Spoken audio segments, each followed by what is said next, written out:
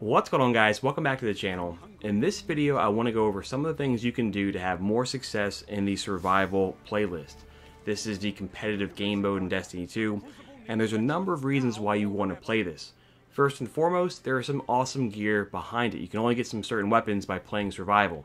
So things like the Revoker Sniper rifle. This is, in my opinion, the best sniper in the game, certainly the most forgiving. You can also get the Mountaintop grenade launcher. I know it's not quite as good as it was before, but still one of the better kinetic weapons in the game right now. There's some great hand cannons. You can get Luna's Howl. You can also get Not Forgotten. If you're a bit more daring, you can get both of these by playing survival.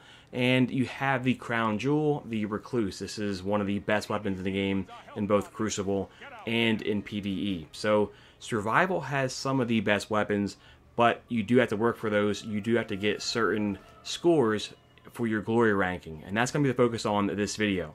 Now, I will say that I will be doing help streams here on YouTube and Twitch every weekend leading up to the new season. So my focus will be helping players reach Fabled. That's the threshold you need to get some of those cool weapons. So if you guys need help for those, all that YouTube jargon, blah blah blah, notifications, whatever, make sure you guys pop into those streams and I'll do my best to help you guys out. I'll do that on PS4, PC, and on Xbox as well. So I'll do my best. Hopefully we can help some people out. Make sure you guys pop in for those. The focus for this video, though, will be on the freelance playlist. Now, I think most players will have some success with this. This is a solo playlist, and you want to make sure you take advantage of this one. If you're a solo player, do not jump into this one because you're going to go up against teams. This mode is designed for people who are the lone wolves, and that's going to be the focus for this particular video. Now, the key thing for survival is, obviously you want to understand the game mode. It's a lot different than normal Crucible. But more than anything else, you need to have a good loadout. I would recommend having a long-range loadout and a close-range loadout. I myself like using sniper rifles and hand cannons. I think a great option would be Crimson. It's very good in this current sandbox, so you may already have this. It's from year one. If you don't, every now and again Zero will sell it. But this is a very good weapon to use, especially if you like pulse rifles too. It's kind of like a hybrid between a hand cannon and a pulse rifle. Now, I know that I use the Revoker and Not Forgotten, but you may not have those. You likely don't have those, but you can use the Beloved Sniper in its place. Many people consider this even better than Revoker. So this would be a great loadout if you like these. Now, I know you could also use Last Word or Thorn, but truth be told, these are difficult to get in themselves. So you may not have these. That's why I'm recommending the Crimson. Another good hand cannon you could use too if you don't like this or if you don't have it is the Spare Rations. This one is very, very good on PC, but it's also really good on console too. This is available from either Gambit Prime or The Reckoning. You can also too, you can get this from your Gambit clan engram each week as well. I've gotten some from that. So don't hesitate to jump into those game modes to get this. Anything that has rapid hit kill clip is really, really good. You can throw on a targeting adjuster, and this hand cannon is really pretty filthy, to be honest. So this will give you some good options here. Spare Rations, Beloved will be an awesome combination. And if you use Spare Rations, that will free up your exotic slot, and you could throw on one of the more overpowered weapons in survival, something like Wardcliff coil, for instance. In my case here, because I'm using Crimson for my exotic, I'll use the hammerhead machine gun. I think most people consider this to be one of the better weapons for survival as well. Machine guns tend to do pretty good, but I myself like using something a bit more easy to use. Something like Wardcliff would suit me better, but I think a more skilled hand could get more success from a weapon like this one. So no doubt about it, you want to have a close range and long range setup, but you also too want to play to your own style.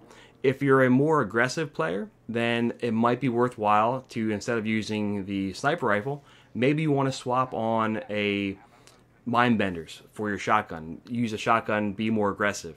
If you're a bit more passive player, then I think it would benefit you to use something like a fusion rifle.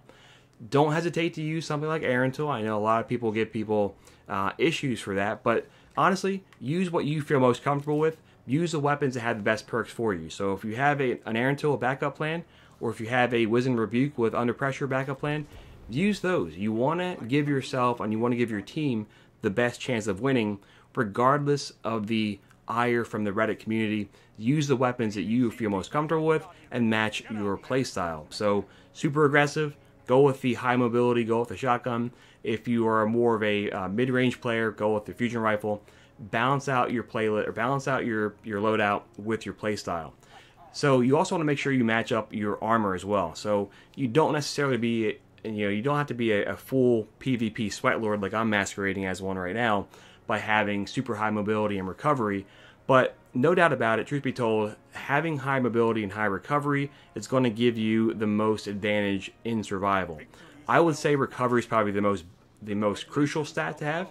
So make sure you're finding armor that has high recovery and use the requisite mods to bump it up to levels that are going to give you a really good advantage. But these are going to be your best stats. Mobility, recovery are really good. After that, I would say something like intellect is really good too. Honestly, if a survival game lasts more than 5 or 6 rounds, the team that has the supers at the end are likely going to win. So if you can have your intellect just a little bit higher, that may give you another super in those crucial waning moments in those final rounds. So if you're having trouble finding armor with good stats though, there are some ways to get these. Honestly, the drops for armors are usually pretty low, but you can get some high drops. You can get those from a number of ways. The Season Pass right now has some really good armor. If you do have the Season of the Dawn bottom track, there's some really high stat armors towards the end of the season. So don't hesitate to grab these from your collections. If you don't have them yet, these have pretty high stats. I know they don't have maybe the best in terms of what you want to have for comp, but these will be some good options too. On top of that, if you have not played Iron Banner, make sure that you're doing that. I know there's a quest line you have to do to get the armor to drop, but the armor from Iron Banner can drop with really high stats, so don't hesitate to use this. It is around right now at the time of this video. I've noticed that for these armor drops, they tend to be pretty high stats. Like for instance, these boots I got here are 62, and they have a pretty high recovery. So there can be some really good options here with that. The stats are not the only thing that's important though. You also need to make sure you have good mods on them. So I highly recommend going for the increased mobility mod. I have this right now. This is one of the Season of the Dawn mods. This is really good. It has a bonus perk of giving you plus 20 mobility by using another arc mod. So do not hesitate to grab that one. It may only be around for this season. So really important to get an armor piece that has this ability to slot this one in, a Dawn armor mod. On top of that, I've mentioned it before with your recovery mods, but you also want to make sure too that you have mods that match the weapons you're using. So you'll notice that for my set here, I have a lot of perks that match up with sniper rifles. So I have sniper dexterity, unflinching sniper aim. We also have enhanced sniper rifle loader. So all these perks, they match my typical playstyle and the weapons I'm using. I don't have sniper scavenger, but again, I tend to use the revoker, and you don't necessarily need to have scavenger with that. So keep in mind, some of the weapons you have may give you a bit more flexibility with the perks that you're using.